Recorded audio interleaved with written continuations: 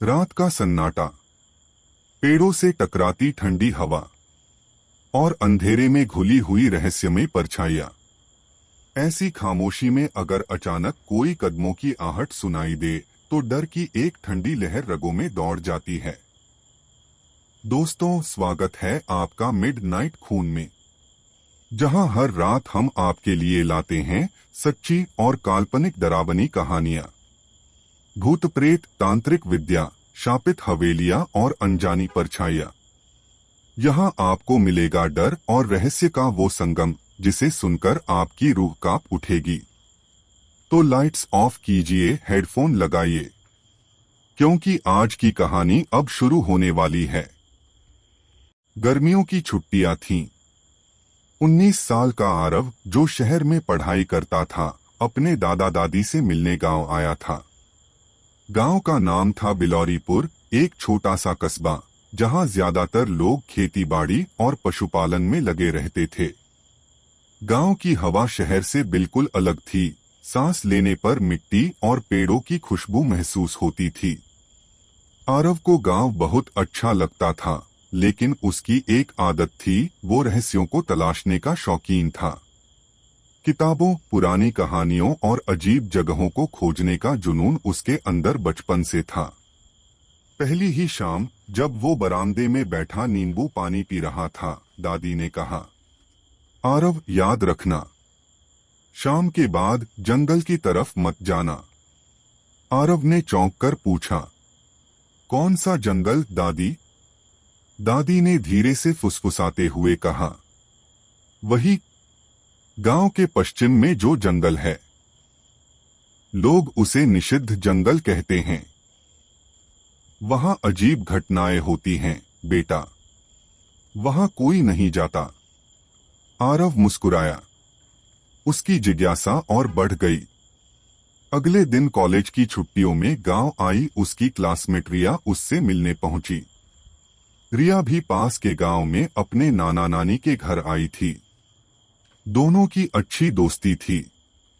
आरव ने रिया से कहा, सुना है यहाँ पास में एक जंगल है जहाँ कोई नहीं जाता। रिया ने आंखें बड़ी करते हुए कहा, हाँ, मैंने भी सुना है। कहते हैं वहाँ रात में औरत की हंसी सुनाई देती है। गांव वाले मानते हैं कि वहाँ डायन रहती है। आरव हंस पड़ा। डायन वायन कुछ नहीं होती रिया, ये सब कहानियां हैं। हमें खुद जाकर देखना चाहिए। शाम होते होते गांव में बिजली चली गई। अंधेरे में लालटेन की पीली रोशनी फैली हुई थी। बाहर दूर कहीं सियारों के रोने की आवाजें आ रही थीं। आरव ने धीरे से रिया से कहा, आज रात चलें उस जंगल की तरफ।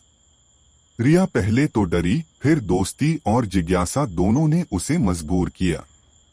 उसने हाँ कहा, लेकिन शर्त रखी, बस थोड़ी दूर तक, अंदर नहीं। आरव ने हामी भर दी। रात के करीब 10 बजे दोनों चोरी छुपे गांव से निकल पड़े। चांद आधा था और बादलों से ढका हुआ। रास्ते में सूखे पत्तों की चरमराहट और झींगुरों की आवाज सुनाई देती थी।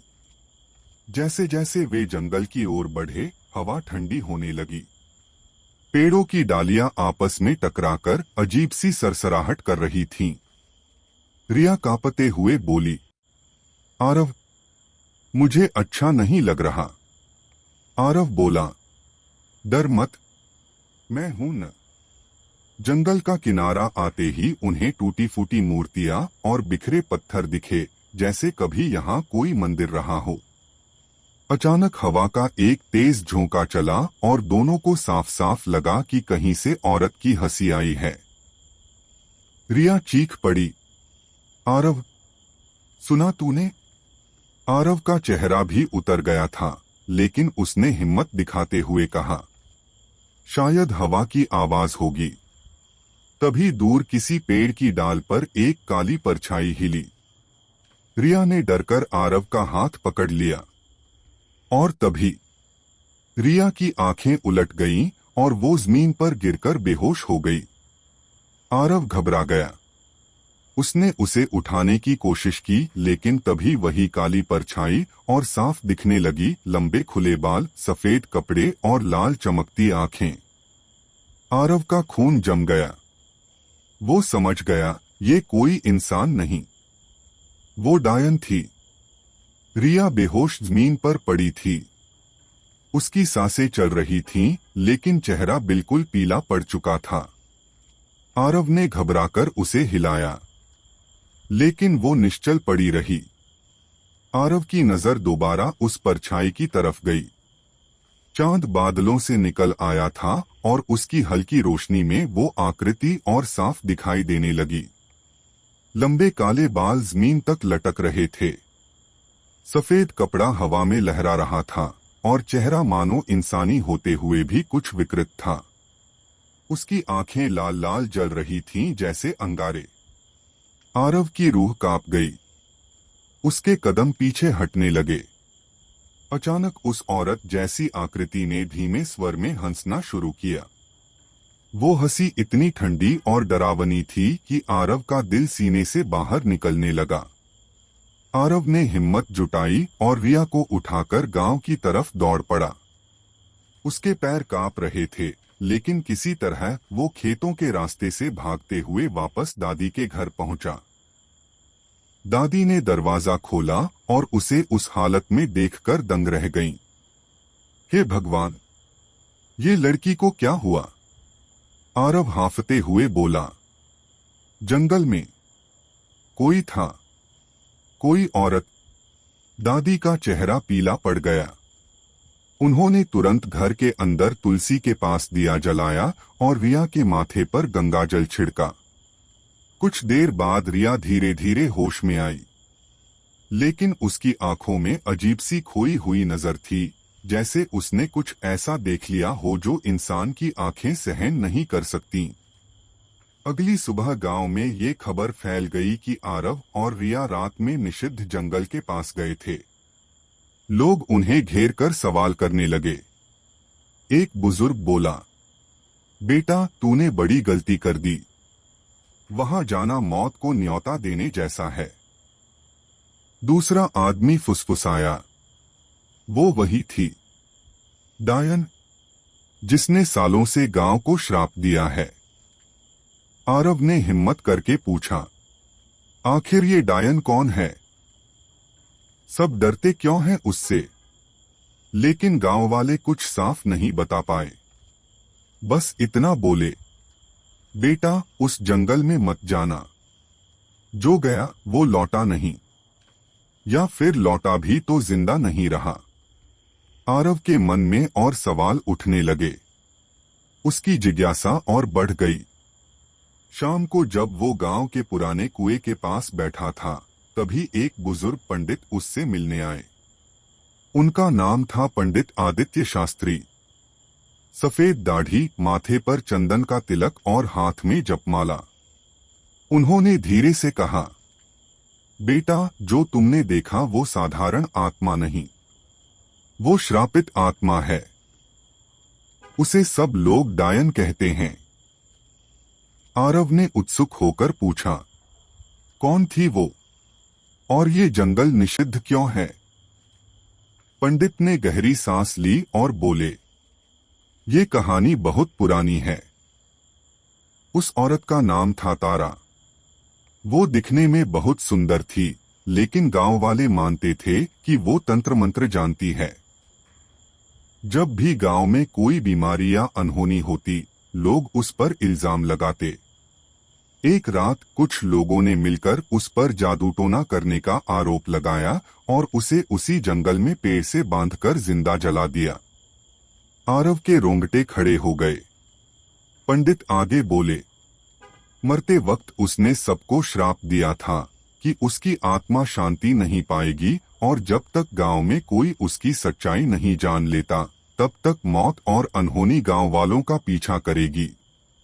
तब से वो जंगल अशुभ माना जाता है। लोग कहते हैं कि उसकी आत्मा अब औरत का रूप लेकर वहां घूमती है। आरव चुपचाप सुनता रहा। उसके अंदर डर भी था और गुस्सा भी। आरव बोला, तो ये सब एक इल्जाम की वजह से हुआ। उसे मार दिया गया और अब उसकी आत्मा बदला ले रही है। पंडित ने सिर हिलाया। हाँ बेटा, लेकिन सावधान रहना, वो आत्मा बहुत शक्तिशाली है। वो इंसानों के मन को अपने वश में कर सकती है। कई लोग उसकी वजह से पागल हो चुके हैं। आरव की आंखों में दृढ़ता आ गई। अगर ये सच है तो मुझे उसकी सच्चाई जाननी होगी। उस रात फिर अजीब घटनाएं होने लगीं। आरव अपने कमरे में सो रहा था। अचानक उसे लगा कोई उसके कान में फुसफुसा रहा है। वो चौंक कर उठ बैठा। कमरे में कोई नहीं था। खिड़की से बाहर देखा तो पेड़ की डाल पर वही परछाई बैठी थी। उसकी लाल आंखें सीधे आरव की आंखों में देख रही थीं। आरव का शरीर ठंडा पड़ गया। उसने तुरंत खिड़की बंद कर दी। तभी रिया उसके कमरे में आ गई। उसका चेहरा अजीब सा था, पीलापन और आंखों में सुस्ती। उसने धीमे स्वर में कहा, आरव, मुझे उस जंगल में जाना है। कोई मुझे बुला रहा है। आरव हैरान रह गया। आरव बोला, क्या पागलपन है ये? तू अभी वहां नहीं जा सकती। रिया की आवाज अचानक बदल गई, भारी और अजीब। तुम मुझे रोक नहीं सकते। आरव समझ गया, डायन का असर रिया पर शुरू हो चुका है। सुबह गांव में हलचल मच गई। एक किसान की लाश पेड़ से लटकी मिली। चेहरा विकृत, आंखें फटी हुई। लोग चिल्लाने लगे, ये उसी डायन का काम है। गांव का माहौल और भी डरावना हो गया। हर कोई घर में दरवाजे बंद करके बैठ गया। आरव को अब साफ हो गया था, ये खेल बस बढ़ता ही जाएगा। अगर उसने कुछ नहीं किया तो डायन एक एक करके सबको मार डालेगी। गांव में खौफ का साया और गहराता जा रहा था। हर किसी की जुबान पर एक ही नाम था, डायन। बच्चे बाहर खेलना बंद कर चुके थे। महिलाएं दरवाजों पर नींबू मिर्च टांगने लगीं और मर्द रात होते ही घरों में दुबक जाते। आरव अब और चुप नहीं रह सकता था। उसने तय किया कि वो पंडित आदित्य से पूरी सच्चाई जानेगा। दोपहर को आरव पंडित जी के छोटे से घर पहुंचा। घर के बाहर तुलसी का चौरा था और भीतर मंत्रोच्चार की गूंज। पंडित जी आसन पर बैठे जप कर रहे थे। आरव ने हाथ जोड़कर कहा, पंडित जी, मुझे सब सच सच बताइए। कौन थी वो औरत और क्यों अब तक उसकी आत्मा भटक रही है? पंडित ने आंखें बंद करके गहरी सांस ली, फिर बोले, बेटा, यह कहानी 100 साल पुरानी है। तब यह गांव बहुत समृद्ध था। यहाँ मेले लगते थे, मंदिरों में घंटियां बजती थीं और लोग चैन से रहते थे। उसी समय इस गांव में एक औरत आई थी, उसका नाम था तारा। आरव ध्यान से सुनने लगा। तारा बहुत सुंदर थी।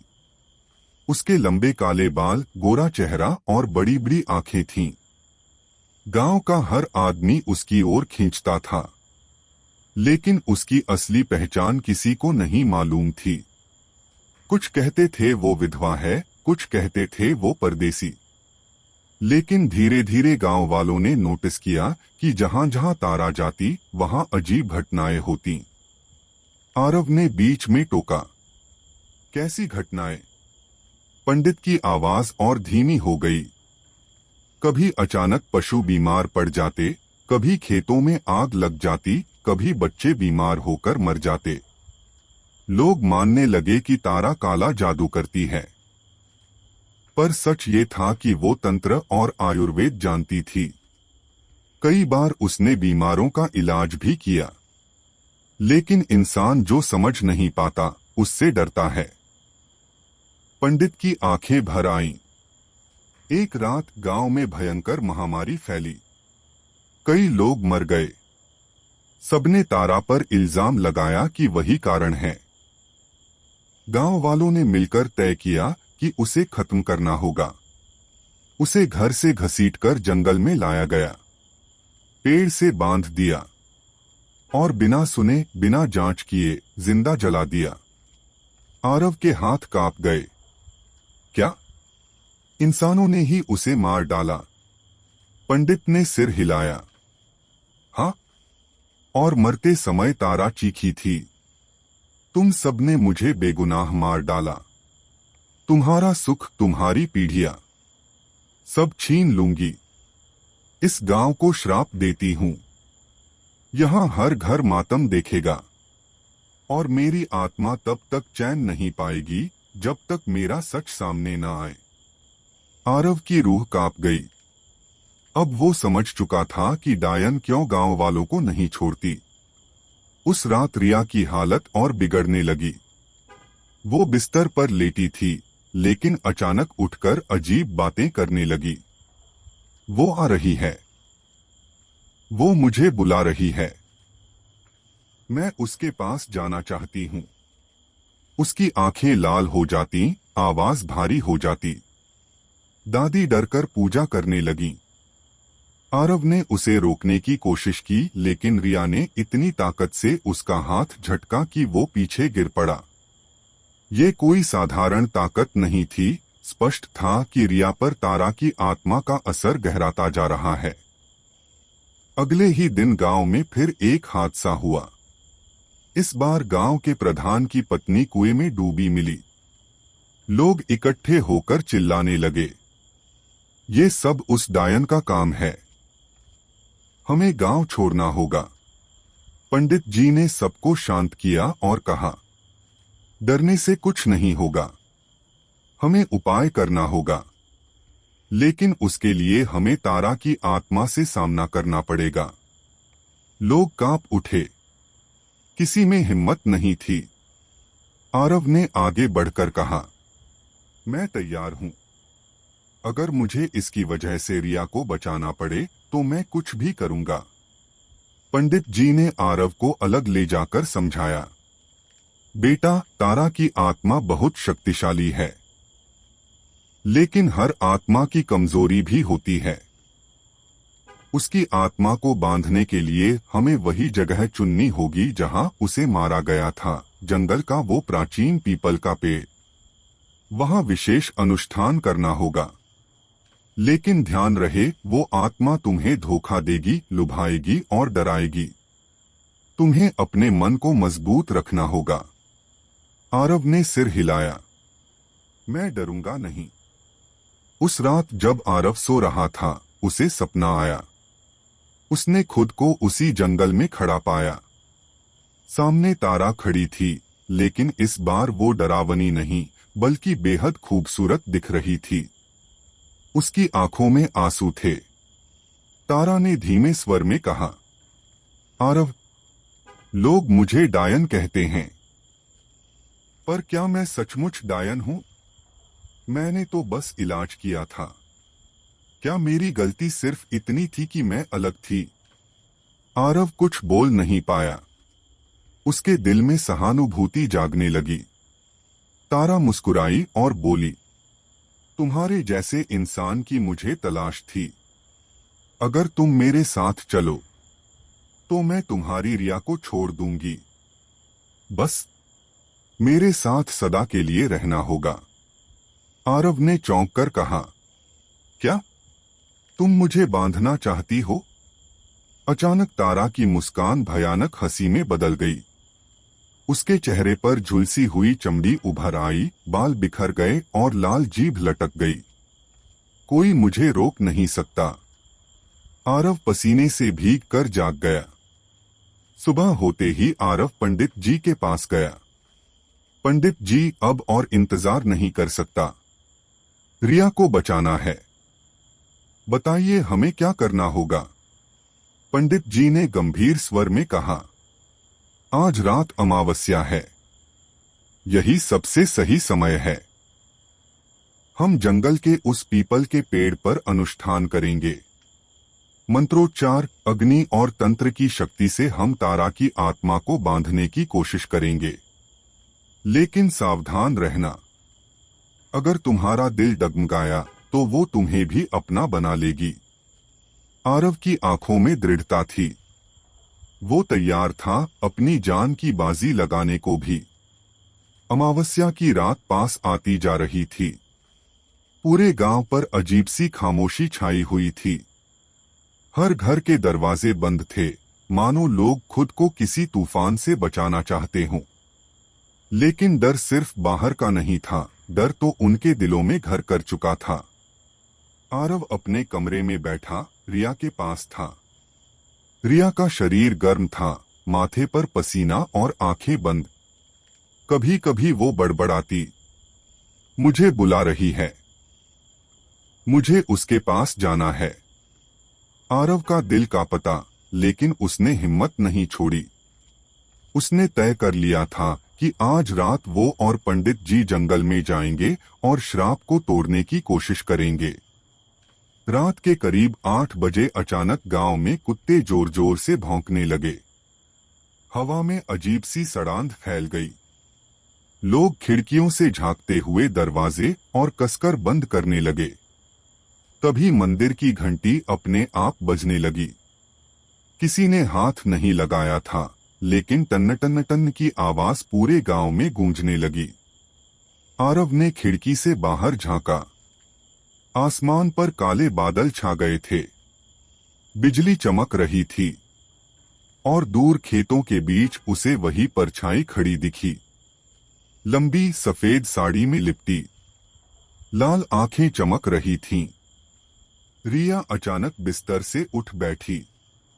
उसकी आंखें खुलीं और उनमें लाल आभा थी। उसने फटी आवाज में कहा, आरव, वो मुझे बुला रही है, मुझे जाने दो। आरव ने उसे पकड़कर बिठाया। रिया, होश में आ, तू कहीं नहीं जाएगी। लेकिन रिया की ताकत अचानक बहुत बढ़ गई। उसने झटके से आरव को धक्का दिया। आरव दीवार से टकराकर गिर पड़ा। गांव में चीख सुनाई दी। लोग दौड़े। पता चला एक किसान अपने ही घर में मरा पड़ा था। चेहरे पर डर का ऐसा भाव जैसे उसने अपनी आंखों से मौत को सामने खड़ा देखा हो। कुछ ही देर बाद एक औरत चिल्लाती हुई गांव के चौपाल पर आई, मेरे बच्चे को कोई उठा ले गया। मैं देख रही थी, खिड़की से एक काली औरत ने उसे गोद में लिया और गायब हो गई। गांव वाले दहशत में भागने लगे। कोई कहता हमें गांव छोड़ना होगा, कोई कहता ये सब अमावस्या का असर है। लेकिन पंडित जी ने सबको रोक दिया। भागने से बचोगे नहीं। तारा की आत्मा हर जगह है। उसे हराने का एक ही रास्ता है, अनुष्ठान। रात गहराने लगी। घड़ी ने 12 बजाए। अमावस्या की काली रात पूरी तरह फैल चुकी थी। रिया अचानक बिस्तर से उठी और दरवाजे की तरफ बढ़ी। उसकी चाल अजीब थी, जैसे कोई और उसके शरीर को चला रहा हो। आरव ने रास्ता रोका। रिया, रुक जा। लेकिन उसकी आवाज भारी और भयानक हो गई। हट जा, नहीं तो तुझे भी ले जाऊंगी। आरव की आंखें भर आईं। नहीं, मैं तुझे खोने नहीं दूंगा। तभी पंडित जी अंदर आए। उनके हाथ में तांत्रिक डमरू और गंगाजल से भरी कलश थी। उन्होंने जोर से मंत्रोच्चार किया।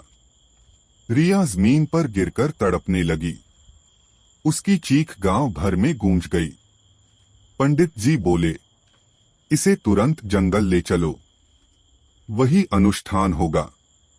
आरव और पंडित जी कुछ बहादुर गांव वालों की मदद से रिया को लेकर जंगल की तरफ बढ़े। रास्ता अंधकार से ढका हुआ था।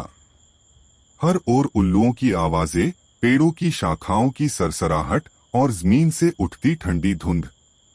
जैसे जैसे वे जंगल के भीतर पहुंचे, हवा और भारी हो गई। सांस लेना मुश्किल हो रहा था। अचानक एक पेड़ पर से काला कौआ नीचे गिरा, मरा हुआ। सब चौंक गए। एक गांव वाला डरकर बोला, ये अपशकुन है, हमें वापस जाना चाहिए। लेकिन पंडित जी गरजे, जो डर गया वो मर गया, अब पीछे हटे तो हम सब खत्म हो जाएंगे। आखिरकार वे उस प्राचीन पीपल के पेड़ तक पहुंचे, वही जगह जहां सालों पहले तारा को जिंदा जलाया गया था। पेड़ की जड़ें मोटी और उलझी हुई थीं और तना जलने के निशानों से काला पड़ चुका था। पंडित जी ने मंत्रोच्चार शुरू किया। हवन कुंड में आग जलाई गई। अगरबत्ती की खुशबू और मंत्रों की गूंज पूरे जंगल में फैल गई। लेकिन तभी ठंडी हवा का तेज झोंका आया। हवन की लौ कांपने लगी और पेड़ के पीछे से वही औरत निकली, तारा। उसकी आंखें लाल थीं, चेहरा झुलसा हुआ और आवाज गूंजती हुई, तुम्हें लगता है मुझे बांध लोगे? मैं इस गांव की रानी हूं, ये सब मेरे हैं।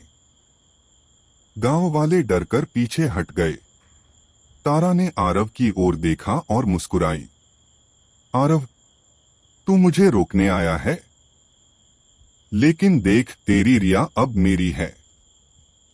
इतना कहते ही रिया अचानक उठी और उसकी आंखें पूरी तरह लाल हो गईं।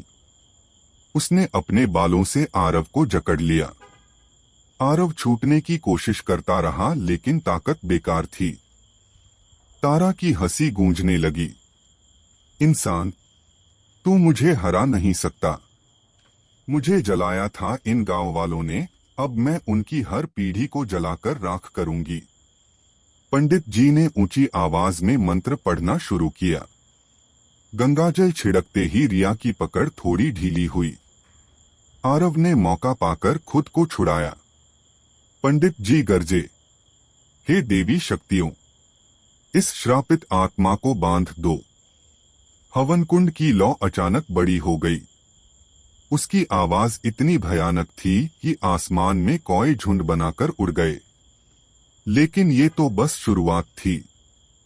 जंगल की गहराइयों में, जहां रोशनी भी कदम रखने से डरती थी, आरव और रिया एक खंडहर जैसे प्राचीन मंदिर में पहुंचे। मंदिर की दीवारें काई से ढकी हुई थीं और उन पर अनगिनत मंत्र खुदे हुए थे। आरव ने धीमी आवाज में कहा, रिया, यह जगह तो बहुत पुरानी लग रही है। रिया कांपते हुए बोली, हाँ, और देखो, चारों ओर खून जैसे धब्बे हैं। दीवारों पर जली हुई मशालों के निशान थे और बीचों बीच एक टूटा हुआ वेदी स्थान पड़ा था। उस पर बिखरी हुई राख, हड्डियां और लोहे की जंजीरें दिखाई दे रही थीं। रिया को ऐसा महसूस हुआ जैसे यहाँ किसी को बांधकर जिंदा जलाया गया है। आरव को वेदी के पास एक लकड़ी का संदूक मिला। संदूक जंग लगा और आधा सड़ा हुआ था। उसने जैसे ही उसे खोला, अंदर से एक मोटी काली किताब निकली। किताब चमड़े से बंधी थी और उसके कवर पर अजीब चिन्ह बने थे। रिया ने डरते हुए कहा, आरव, इसे मत छू, ये अपवित्र लग रही है। लेकिन आरव की आंखों में जिज्ञासा जल रही थी। उसने किताब उठाई। जैसे ही किताब उसके हाथों में आई, मंदिर की हवा और ठंडी हो गई। आरव ने किताब का पहला पन्ना खोला। पन्ने पर लिखा था, यह कथा है उस स्त्री की जिसे अन्याय ने राक्षसी बना दिया। यह कथा है चंदारा की। किताब के अनुसार कई 100 साल पहले इस गांव में एक युवती रहती थी, चंदारा। वह असाधारण सुंदर थी और साथ ही आयुर्वेद और जड़ी बूटियों का ज्ञान रखती थी। लोग उसे वैद्य कन्या कहते थे। चंदारा का विवाह गांव के एक साधारण किसान से हुआ था। पति के साथ उसका जीवन शांतिपूर्ण था। लेकिन गांव के राजा ने उसकी सुंदरता देखकर उस पर बुरी नजर डाली। राजा ने चंदारा को पाने की कोशिश की। जब उसने विरोध किया तो राजा ने झूठा आरोप लगाकर उसे डायन घोषित करवा दिया। गांव वालों ने राजा की बात मानकर चंदारा को पकड़ लिया। उसे इसी मंदिर में लाकर बांध दिया गया और जिंदा आग में जला दिया गया। मरने से पहले उसने शाप दिया, जिस मिट्टी ने मेरे साथ अन्याय देखा है वहां कभी चैन नहीं होगा। मेरा दर्द और मेरा बदला हर पीढ़ी तक जाएगा। मैं लौटूंगी और जो भी इस जंगल में आएगा वो मेरा शिकार बनेगा। किताब में आगे लिखा था कि चंदारा की आत्मा कभी मुक्त नहीं हुई। उसकी राख और हड्डियां इसी वेदी पर दफनाई गईं। जब भी कोई इंसान लालच, जिज्ञासा या गलती से इस जगह आता, उसकी आत्मा जाग उठती। उसकी शक्ति का स्रोत वही राख और लोहे की जंजीरें थीं जिनसे उसे बांधा गया था। कहा गया था कि जब तक ये वस्तुएं यहाँ हैं, चंदारा की आत्मा कभी खत्म नहीं होगी। रिया की आंखों में आंसू आ गए। उसने धीरे से कहा, आरव, सोचो उसके साथ कितना बड़ा अन्याय हुआ। वो सच में डायन नहीं थी, उसे जबरन बना दिया गया। आरव ने किताब बंद की और गहरी सांस ली। इसलिए उसका गुस्सा इतना भयानक है। रिया, हमें इस श्राप को खत्म करना होगा। जैसे ही उन्होंने किताब बंद की, मंदिर की दीवारें हिलने लगीं। मशालें अपने आप जल उठीं और वेदी पर अचानक धुएं का गुबार उठा। उस धुएं से वही परछाई बनी, लंबे बाल, फटे सफेद वस्त्र और लाल आंखों वाली चंदारा। उसकी आवाज गूंजी, मेरी कहानी पढ़ ली तुमने, अब मेरे दर्द का स्वाद भी चखोगे। रिया चीख पड़ी और आरव ने उसका हाथ कसकर पकड़ लिया। डायन की परछाई के साथ साथ मंदिर की दीवारों से चीखों की आवाज आने लगी। ऐसा लग रहा था जैसे सैकड़ों आत्माएं कैद होकर कराह रही हों। रिया ने अपने कान बंद कर लिए। डायन ने कहा, मैं इंसान थी, लेकिन इंसानों ने ही मुझे राक्षसी बना दिया। अब हर इंसान मेरी नफरत का हिस्सा बनेगा। आरव ने हिम्मत जुटाकर कहा, चंदारा, तुम्हारे साथ अन्याय हुआ, लेकिन निर्दोषों को मारना न्याय नहीं है। तुम्हें शांति चाहिए, बदला नहीं। डायन ने जोर से ठहाका लगाया। शांति? शांति मुझे मौत से पहले चाहिए थी, अब तो सिर्फ लहू चाहिए। तुम्हारा, तुम्हारी दोस्त का और हर उस इंसान का जो इस गांव में है। आरव ने फिर से किताब खोली। आखिरी पन्ने पर लिखा था, चंदारा की आत्मा को शांति तभी मिलेगी जब कोई उसकी राख और जंजीरों को पवित्र अग्नि में विसर्जित कर दे। लेकिन सावधान, इस अनुष्ठान के समय डायन अपनी पूरी शक्ति से रोकने आएगी। रिया कांपते हुए बोली, आरव, इसका मतलब हमें वही करना होगा। लेकिन अगर वो हमें मार दे तो? आरव ने दृढ़ स्वर में कहा, डर से भागेंगे तो ये श्राप कभी खत्म नहीं होगा। हमें कोशिश करनी ही होगी। डायन उनकी ओर बढ़ी, उसकी आंखों से खून की धार टपक रही थी। हवा में गंधक और राख की बू फैल गई। और फिर मंदिर की दीवारें टूटने लगीं। मंदिर की दीवारें दरक रही थीं। छत से मिट्टी और पत्थर टूट टूट कर गिर रहे थे। हवा में राख और सड़े मांस की गंध भर गई थी। रिया कांपते हुए आरव से लिपट गई। डायन अब पूरी तरह सामने थी। उसकी ऊंचाई असामान्य रूप से बड़ी, बाल जमीन तक लटक रहे थे और उसकी लाल आंखें अंगारों की तरह जल रही थीं।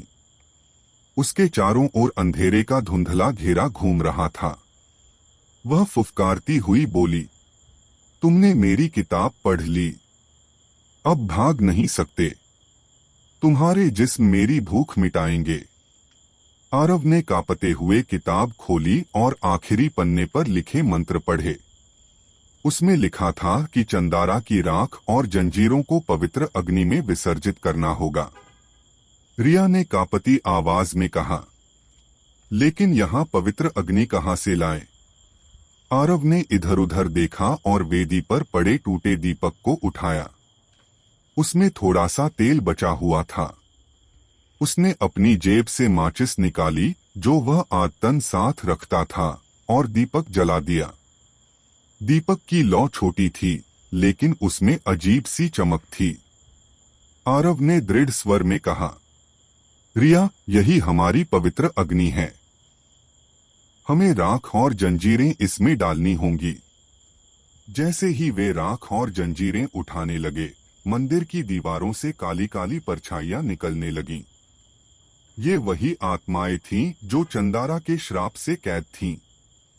वे कराहती हुई दोनों पर झपटने लगीं। रिया ने चीखते हुए आरव का हाथ पकड़ लिया। ये हमें खत्म कर देंगी। आरव ने दीपक ऊंचा उठाया। लौ की रोशनी फैलते ही आत्माएं पीछे हट गईं। लेकिन डायन ने गुस्से में गर्जना की, मेरे बंदी तुम्हें रोकेंगे, चाहे रोशनी हो या नहीं। उसने अपने हाथ फैलाए और आत्माएं फिर जोर से उन पर टूट पड़ी। आरव ने जंजीरें उठाईं, लेकिन वे बेहद भारी थीं। डायन ने हवा में झटके से हाथ हिलाया और जंजीरें उसके हाथ से छूटकर दूर जा गिरीं। रिया दौड़कर उन्हें उठाने लगी, लेकिन तभी एक परछाई उसके ऊपर टूट पड़ी। रिया चीख पड़ी। आरव ने दीपक उसकी ओर बढ़ाया। आत्मा धुएं की तरह विलीन हो गई। रिया ने हांफते हुए कहा, हमें जल्दी करना होगा, वरना ये सब हमें मार देंगे। डायन ने अचानक चीख मारी। उसकी चीख इतनी तेज थी कि मंदिर की दीवारें दरक गईं और वेदी के आसपास धरती फटने लगी। उसके चारों ओर अंधेरा तूफान की तरह घूमने लगा। उसने अपनी लंबी जीभ निकाली जो खून से भीगी हुई थी और गुर्राई, तुम मेरी शांति चाहते हो? तो पहले मेरी पीड़ा महसूस करो। अचानक रिया का शरीर हवा में उठ गया और वह छत से टकराकर नीचे गिरने वाली थी। आरव ने दौड़कर उसका हाथ पकड़ लिया। रिया कराहते हुए बोली, आरव, अब नहीं बचेगा हमसे। लेकिन आरव की आंखों में दृढ़ता थी। रिया, हम हार नहीं सकते। आरव ने किताब से जोर जोर से मंत्र पढ़ना शुरू किया। उसकी आवाज कांप रही थी, लेकिन हर शब्द में विश्वास था। मंत्र सुनते ही दीपक की लौ तेज हो गई और एक नीली रोशनी फैलने लगी। रिया ने तुरंत राख और जंजीरें उठाईं, लेकिन डायन ने गुस्से में झपट्टा मारा। उसके लंबे नाखून रिया की पीठ पर लगे और खून की धार बह निकली। रिया दर्द से चिल्लाई, लेकिन उसने राख और जंजीरें दीपक की लौ में झोंक दीं। जैसे ही राख और जंजीरें आग में गिरीं, मंदिर की जमीन कांपने लगी। डायन ने एक भयानक चीख मारी, नहीं, ये नहीं हो सकता। उसकी आंखें और ज्यादा लाल हो गईं। उसने आरव पर झपट्टा मारा और उसके गले पर हाथ रख दिया। आरव घुटने लगा। रिया ने दर्द सहते हुए दीपक उठाया और डायन के चेहरे की ओर कर दिया। लौ की नीली रोशनी सीधे उसकी आंखों में पड़ी। डायन पीछे हट गई, उसकी चमड़ी जलने लगी और धुएं का गुबार उठने लगा। डायन जमीन पर गिर पड़ी और उसकी चीख पूरे जंगल में गूंज उठी। उसका शरीर राख में बदलने लगा। लेकिन जाते जाते उसकी आवाज आई, तुमने मुझे रोका है, पर मिटाया नहीं। मेरा श्राप इस जंगल से कभी नहीं जाएगा। जब तक अन्याय रहेगा, चंदारा लौटेगी। इसके साथ ही उसका शरीर पूरी तरह धुएं और राख में विलीन हो गया। मंदिर शांत हो गया। आत्माओं की कराह बंद हो गई। दीपक की नीली लौ धीरे धीरे बुझ गई। रिया खून से लथपथ जमीन पर बैठ गई। आरव ने उसे थामते हुए कहा, रिया, हम जीत गए। उसने शांति पाई। रिया ने कमजोर मुस्कान दी। हाँ, लेकिन उसने कहा था कि वो लौटेगी। दोनों ने मंदिर की ओर देखा। अब वह सिर्फ खंडहर था, लेकिन हवा में अभी भी हल्की सी सिसकी गूंज रही थी। सुबह का सूरज उगा, लेकिन उसकी किरणें अब भी जंगल की घनी शाखाओं से पूरी तरह बाहर नहीं निकल पा रही थीं। आरव और रिया पूरी रात मंदिर में लड़ाई झेलने के बाद थके और घायल हालत में गांव की ओर लौट रहे थे। रिया की पीठ पर गहरे घाव थे और उसके कपड़े खून से भीग चुके थे। आरव उसे सहारा देकर धीरे धीरे लेकर चल रहा था। उसकी आंखों में नींद नहीं थी, बस वही भयानक दृश्य बार बार घूम रहा था, डायन की चीख, राख का धुआं और वह चेतावनी, मैं लौटूंगी। गांव की चौपाल पर सुबह सुबह कुछ लोग इकट्ठा थे। जब उन्होंने आरव और रिया को उस हालत में देखा तो सबके चेहरे डर और हैरानी से भर गए। गांव के बुजुर्ग रामलाल ने घबराकर पूछा, हे भगवान, तुम दोनों जंगल में गए थे, क्या हुआ वहां? रिया ने दर्द से कराहते हुए कुछ कहना चाहा, लेकिन उसकी आवाज धीमी थी। आरव ने सबको पूरी बात सुनाई, कैसे उन्हें किताब मिली, कैसे डायन ने हमला किया और कैसे राख और जंजीरों को आग में डालने से उसकी आत्मा राख में बदल गई। लोगों ने चुपचाप सुना। किसी की हिम्मत नहीं थी बीच में बोलने की। एक बूढ़ी औरत बोली, हमेशा से कहते थे कि उस जंगल में डायन है, अब तो साफ हो गया। दूसरा आदमी बोला, पर उसने कहा कि वो लौटेगी, क्या सच में अब भी खतरा है? लोगों के बीच फुसफुसाहट फैल गई। कोई कह रहा था कि जंगल को पूरी तरह जला देना चाहिए, तो कोई मंदिर को तोड़ने की बात कर रहा था। लेकिन रामलाल ने सबको शांत कराया। डर से भागने से कुछ नहीं होगा, हमें भगवान की शरण में जाना होगा। मंदिर की राख को गंगा जल से शुद्ध करना होगा। आरव रिया को घर लेकर आया। उसकी दादी ने तुरंत औषधियां बनाई और उसके घावों पर लेप लगाया। रिया बिस्तर पर लेटी थी, उसका चेहरा पीला पड़ चुका था। आरव उसके पास बैठा था। उसने धीमे स्वर में कहा, रिया, अगर तू न होती तो मैं हार जाता। रिया ने आंखें खोलकर हल्की मुस्कान दी, नहीं, तू ही था जिसने हिम्मत की, मैं तो बस तेरे साथ थी। उसकी आंखों में दर्द भी था और सुकून भी। आरव के मन में अब भी बेचैनी थी। उसने फिर से वो किताब खोली। किताब के आखिरी पन्ने पर राख के जलने से काले धब्बे पड़ चुके थे, लेकिन एक आखिरी पंक्ति अब भी साफ दिख रही थी, शाप कभी मिटता नहीं, वह बस सो जाता है। इंसानों का लालच और अन्याय उसे फिर जगाता है। आरव के हाथ कांप गए। उसने किताब को बंद किया और मन ही मन ठान लिया कि इसे किसी गुप्त जगह पर दबा देगा, ताकि कोई और इसे पढ़ न सके। उस शाम गांव के सारे लोग चौपाल पर इकट्ठा हुए। पंडित ने गंगा जल, मंत्र और अग्नि के साथ शुद्धिकरण अनुष्ठान किया। मंदिर से लाए गए पत्थर और राख को नदी में प्रवाहित कर दिया गया। लोगों ने राहत की सांस ली। किसी ने कहा, अब गांव सुरक्षित है। लेकिन आरव और रिया की आंखों में वह भरोसा नहीं था। उन्हें पता था कि चंदारा का श्राप पूरी तरह खत्म नहीं हुआ है। अनुष्ठान के बाद गांव में सन्नाटा फैल गया। लोग अपने अपने घर चले गए। आरव बरामदे में बैठा आकाश देख रहा था। सितारे चमक रहे थे, लेकिन उसे हर तारे में मानो कोई नजर गड़ी हुई लग रही थी। उसने सोचा, क्या सच में ये खत्म हो गया, या बस एक विराम आया है? तभी अचानक हवा का झोंका आया और दूर जंगल से धीमी सी हंसी की आवाज गूंजी। आरव का दिल जोर से धड़क उठा। वो जान गया, कहानी अभी खत्म नहीं हुई। अनुष्ठान के बाद गांव में कुछ दिनों तक शांति रही।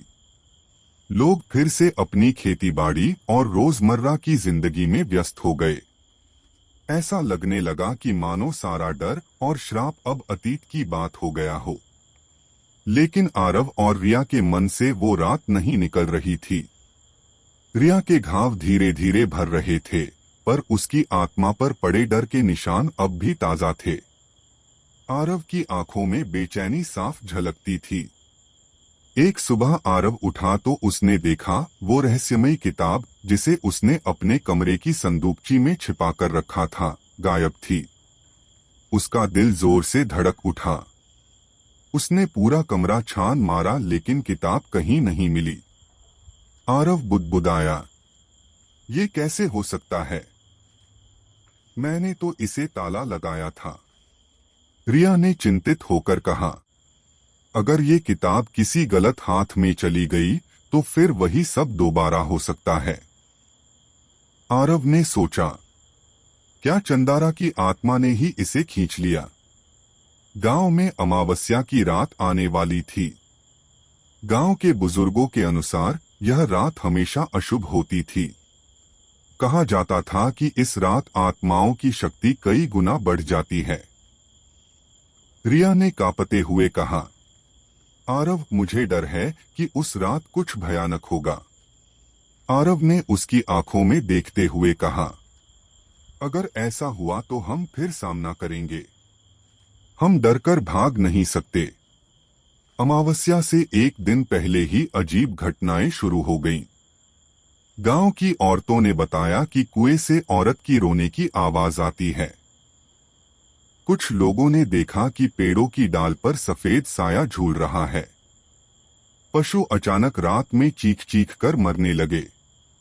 गांव वालों के बीच दहशत फैल गई। सब फिर से चौपाल पर जमा हुए और बोले, ये सब उस किताब की वजह से हो रहा है। हमें आरव से पूछना चाहिए कि वो कहाँ है। आरव चुप रहा। वह सच नहीं बता पाया कि किताब पहले से ही गायब हो चुकी थी। रात हुई।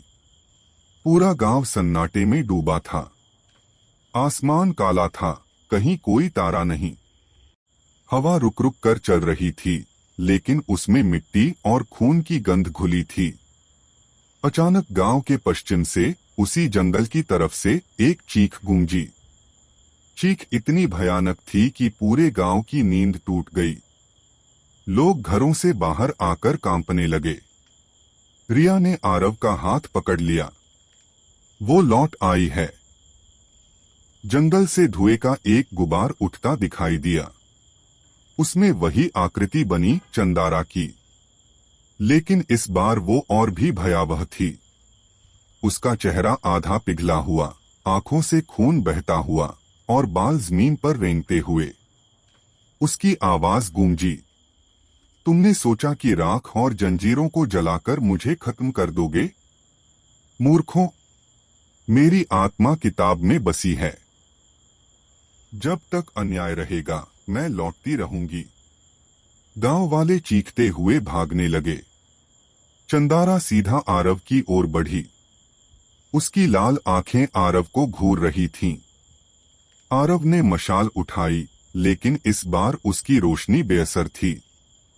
डायन ने ठहाका लगाया, अब कोई अग्नि मुझे नहीं रोक सकती।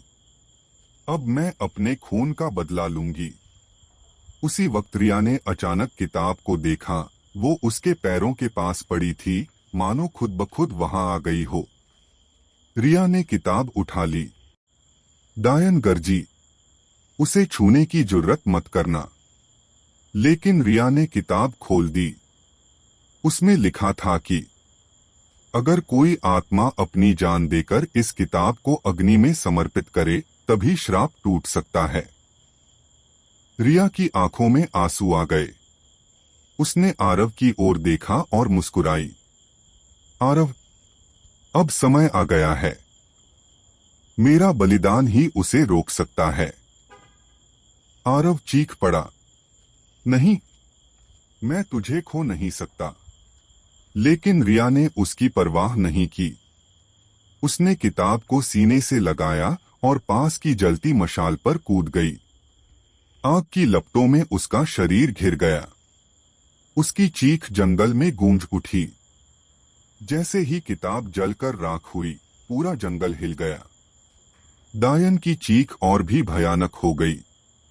उसका शरीर राख में बिखर गया और धुएं का गुबार आसमान में विलीन हो गया। गांव में शांति छा गई। लोगों ने राहत की सांस ली। लेकिन आरव जमीन पर बैठा था, उसकी आंखों से आंसू रुक नहीं रहे थे।